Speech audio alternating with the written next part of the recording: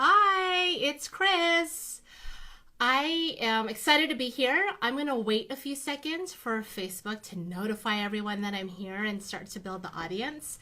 But as we do that, I do want to show you these amazing unisex coveralls I bought this weekend.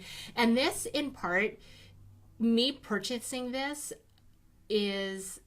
has its origins in the customer experience, why I did this. And I'm going to talk about this purchase and why I am on Facebook today. So this will be part of its story. I didn't want to untie it yet because I love it so much, but I will be untying this, and I'm excited to share with you why this experience is an award-winning experience. So welcome. My name is Chris Guillo, and today is December 6, 2016, for those of you who are not watching this live. So what we're talking about today. Today we are talking about the holiday customer experience, the holiday retail shopping customer experience. Hi, Moyata. I'm so excited to see you. And I'm going to go into why it's important, because a lot of things happen this weekend that are important to address as we think through the rest of December, because there's more holiday shopping to be had. If you don't know me very well, again, my name is Chris Guillo, and I have a retail consulting company called Merchant Method, and I support independent businesses, those with physical products, and I help independent retailers and makers really unlock the next level of profit by adding retail practices and making running that business easier. And you are in the right place if you've got a physical product to sell. You're in the right place if you are a retailer or maker, if you're an employee at a retailing company, or if you really support small businesses. I think you would find this information interesting as well. So if you joined me this time last week, or if you saw the video, I talked about holiday retail sales results. Hi, Alex. Thank you for joining me. I'm so excited to have you here. And the response was really overwhelming. To date, there have been over 400 views of that video, and it's definitely, I don't say that for my ego. To me, that says that there are people in the community that want to support small businesses. There are small business owners that want to be more successful and provide more value to their customers. And the response was really gratifying. And so I committed to providing more support for the rest of the holiday season, and support that's relevant based on what the customer trends are as we make our way to the last frenetic weekend of last minute shopping. And now we're focusing on the customer experience. So I am really into retail, and I always do my own research for myself to stay relevant. I do it for my clients, and I've been researching service trends into 2017. And every time I look forward, I always look back to say, where are things going and what did we think was going to happen this past year?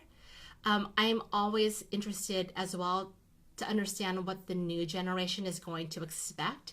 And I've had the great fortune to be teaching Generation Z students in my retailing classes. And so Generation Z is anyone born after 1995. And they have a definite perspective that's going to shape the future of retail. So I want to start with what the forecasted customer experience expectations are for the holiday season. So what the experts told us before Black Friday even started. And so my resources are Deloitte and the National Retail Federation. So capital R Retail, in all of its digitalness and of all of its service, set forth expectations that this holiday the customer would have instant gratification. They would have highly curated merchandise, so niche wins, specific wins, a lot of product knowledge, a lot of education, interactive visuals, and so it's beyond multiple views, but it includes videos, and all of it delivered by way of digital across multiple devices. Omnichannel is a must now. for big retail, and digital is a must for any size retail. So that kind of was the expectation. After Thanksgiving, what we saw was a couple of things. And so the resources are from CNN, Fortune, CNBC, Business Wire, that after the holiday season, or after Thanksgiving, transactions were down. The average dollar spent per transaction was down to the tune of about $10, give or take. And fewer people had their shopping done after Cyber Monday than they did the year prior. And what this all means is we walked into December with more shopping to be done and more revenue to be had. That is optimistic for what December can look like from my perspective. So here's what happened this past weekend and the past few days. I don't know if you're familiar, but Amazon just announced, they've been testing, but they just announced Amazon Go, which is super fancy grocery shopping. That's on one end of the spectrum of what happened on Monday. And then on the other end of the spectrum was many, many, many independent craft shows to showcase hand makers and slow makers and local economies, gift giving during the holiday season. So kind of two interesting things happen this weekend. And what I want to do is connect the dots between those two very different experiences and highlight where each is winning for customer care and customer service, and how you can win too, because there's lots of winning to still be had for the month. So that's where we're going. So Amazon Go, they have a really good explainer video. So if you haven't read any of the news, just type in Amazon Go and you'll see it. So basically it is shopping and you just walk out. Like you literally just walk out. I like to think of it as maybe my second summer home from college, where I'm independent but a little bit dependent, and I'm going home and I'm just like grabbing stuff out of the fridge and going to see my friends. It employs artificial intelligence and a lot of sensors throughout the store to say, hey customer, we know it's super inconvenient for you to wait in line after you're done picking, so just walk out, I've got it. And you sign in by phone. And if you've ever been to a corporate building with an RFID tag, you just put your phone down on the stanchion and the tech realizes that you're there. And then it starts to add things based on your location. Like if I pick up, a drink, it knows that the weight is not there and that I have it somewhere on me, and it adds it. And if I change my mind and put the drink back, it weighs it and then takes it off my tab, and I just walk out. And I can only shop there if I've registered for an account and they've already got my credit card. So that's Amazon Go. And all the PR is focused on the customer experience, saying it's inconvenient for you to wait in line. And so it is really high ease and no interaction. It doesn't speak to the fact that someone still has to physically stock. There's a lot of human interaction behind the scenes, but it's saying, let's take away the inconvenience. You're a busy, busy person. One end of the spectrum. They've been working on it since 2012. I have been reading so many comments. There's lots of comments both ways, and it's going to be interesting to see how this unfolds over the next year. I think it's pretty telling to learn from what big companies are doing and how small companies can win in a similar and in a different way. So on the other end of the spectrum is, small craft shows, shopping in local businesses. I know that in Seattle, there were 4 on my calendar, 4 craft shows on my calendar, craft shows that happen all weekend long. I follow a lot of independent retailers and makers throughout the country. A lot of things are happening this holiday season. This one in particular is called Urban Craft Uprising. It's in its 11th year, and there are over 150 vendors. So you can imagine it is well attended. Saturday was record-breaking in attendance, was record-breaking for the vendors, the small businesses that participated. So there's a lot of traffic. That there's a lot of noise. There's a lot of storytelling, because when you buy something from a maker, you want to know the story. You have questions. You can get the answers. And that, we're swiping through the reader, the little square reader. So it's high human interaction and pretty low low convenience.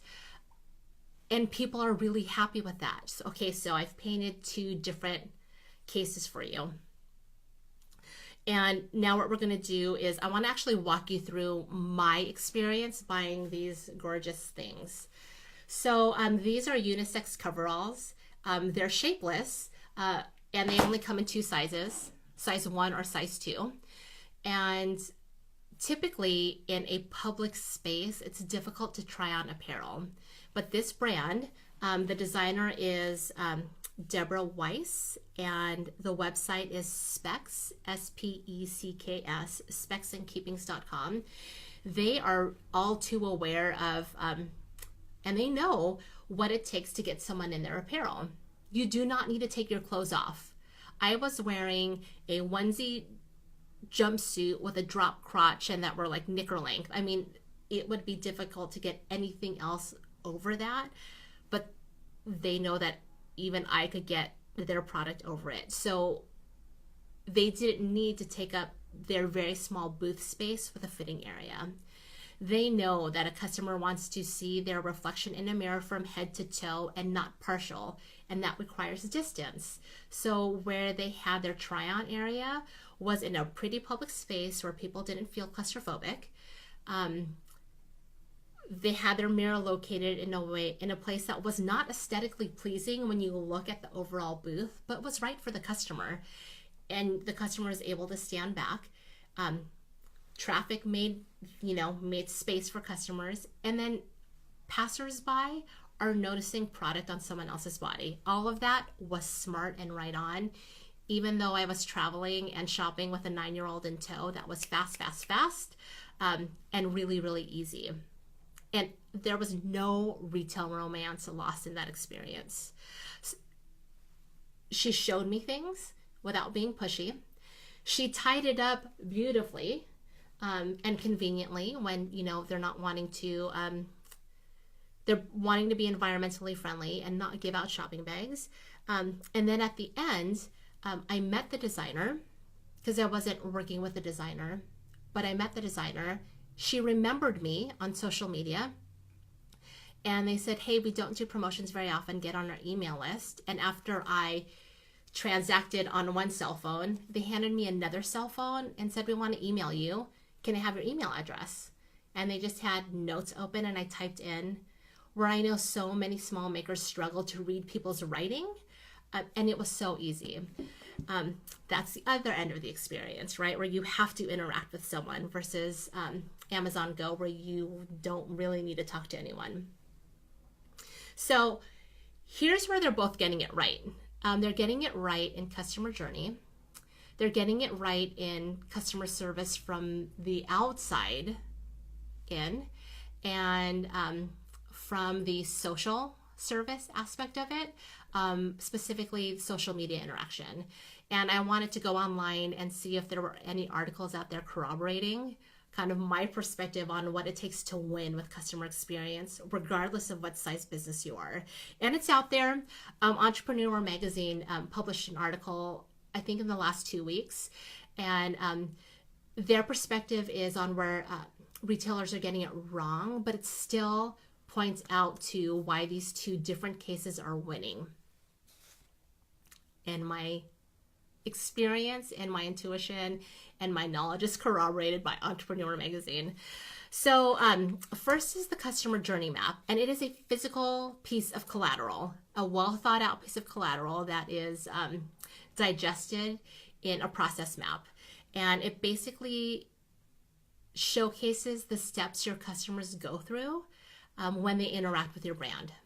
And the more touch points there are, the more interactions and choices, the more complicated that journey map is.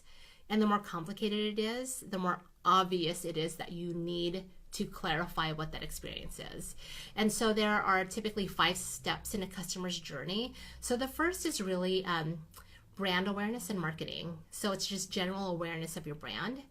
And then it's like research and consideration. Sometimes it's competitive shopping, and sometimes it's deciding between the products that you're showcasing them.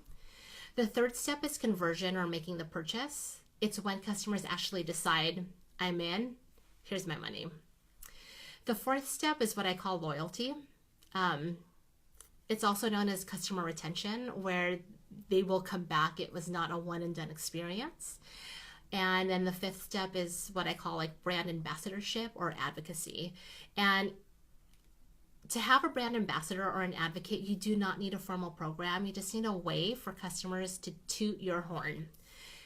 In both instances, they have this journey map well thought out, whether intentional or intuitive. It is comprehensive. It hits all 5 steps. The second way in which both cases win is service from the outside in. It is not about the convenience of what the brand can offer. It's not about operational excellence from the brand's perspective. It's about what's in it for the customer and where are my customers' pain points, or pulling out or taking out the reason not to buy, obliterating the reason not to engage. That thought and that concept's really, really key, especially if you're a maker or creating product, is eliminating the reasons not to buy. The way that I like to advise my clients and the way I advise you is to think, what would my customer want me to do? What would my customer care about most right now, even at my own inconvenience? That's customer care from the outside in. And it's not only in words, it's not only in format, it's not only in layout, it's also in how you make the choices that you make and how you train and develop your team to execute on those choices. And then the third is social service. So this whole like Internet of Things, IoT, that everything is digital and everything's connected, and customers now have the expectation that all of those things are going to speak seamlessly to each other. It is a really tough act to follow as a small business, as an independent business. It requires a lot of capability and a lot of resources, but there are ways that you can do that simply. Even in-person list building, even taking the time, even if it's one day a week, to respond to every comment on social media. You don't have to be responding in real time. I'm clear that you're not resourced that way, but the back and forth interaction is really, really key. Also, having a clear way for customers to connect with you directly. Over Cyber Monday, I was supporting an amazing small business who makes bitters. Some of them are alcoholic, some are non-alcoholic, out of Marfa, Texas, which is this amazing desert town in the far west of Texas with just a huge arts community. And I wanted to buy one of their coffee bitters, and it sold out. A good friend of mine that I was traveling with bought it, and I was excited for her to buy it because she and her husband own a coffee shop, a really successful coffee shop, and it was a present for his birthday. So that was like the right person to buy it. And I've been waiting for an occasion to buy, and I never had one until I was thinking about the holiday season. And I wanted to give them a customer compliment, and I wanted to like shout out and give them a story that they might want to share or even just feel really good about. And I could not connect with them. There was no email address, there was no contact form, and I don't like to direct message people on social media, but that was the only way I could. And it just indicated that social interaction needs to be connected. In a final project that I did with my store planning students that are Generation Z, we did an audit of a handful of big business, big retail, and small business websites. And the biggest opportunity that the class as a whole identified was the ability to pick up the phone and connect with someone and have the person answering the phone be able to respond, or the person answering the email be equipped to respond in a really timely manner and eliminate the back and forth. So those are the 3 ways each case was winning. So customer journey map, service from the outside in, and then social service. So intuitively, these thought leaders are getting it right now.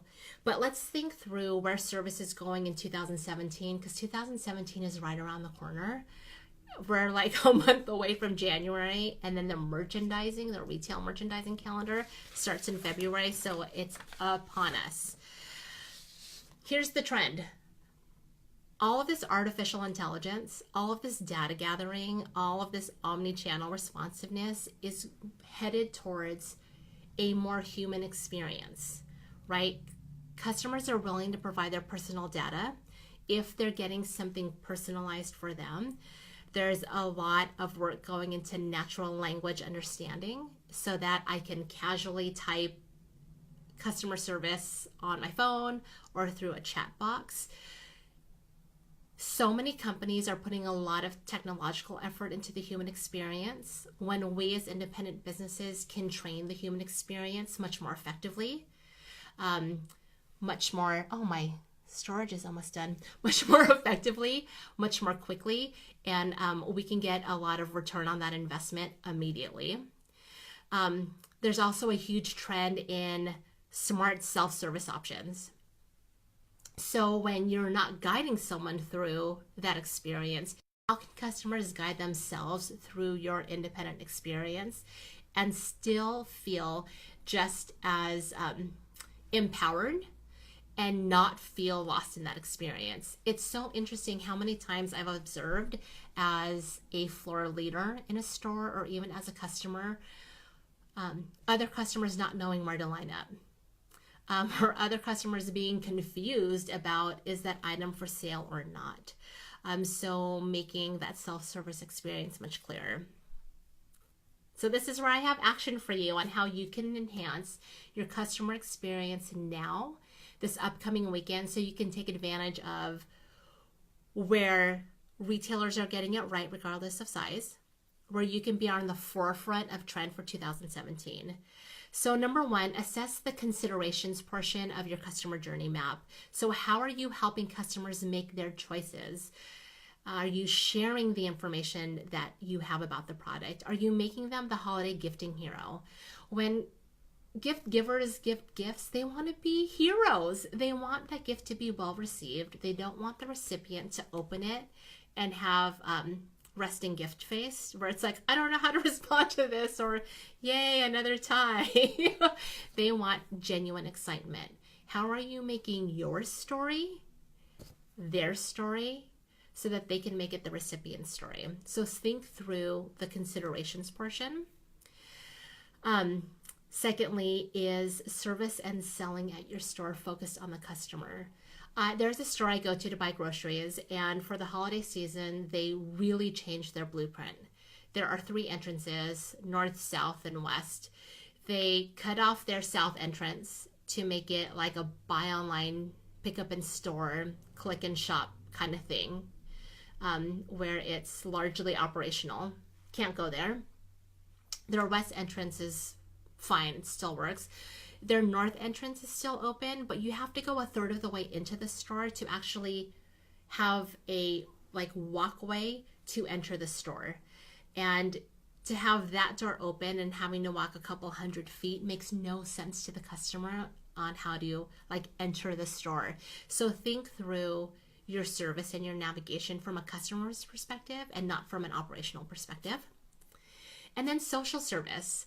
I'm super clear that right now, it's not the time to undertake new things with social media. I don't want you undertaking brand new products, but think through how can you update and enhance how customers can connect with you by email or by phone if they want to pick the phone and connect.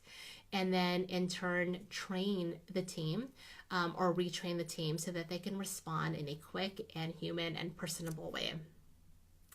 So those are the things I want you to do and how I want you to feel empowered for this next weekend of holiday shopping. So focus on enhancing your customer experience. And if you like this, please sign up for my newsletter. Go to merchantmethod.com, and on the footer of every page, you can go ahead and sign up and let me know. Are you a retailer or are you a maker or small batch manufacturer? Because I have special information based on who you are. And if you found this video helpful, like it and share it. I'm super excited to see you next Tuesday at the same time, 2 p.m. Pacific, 5 p.m. Eastern, for another topic that will help you deal with what is happening in real time for holiday shopping. Thank you so much. Have a great week. Bye.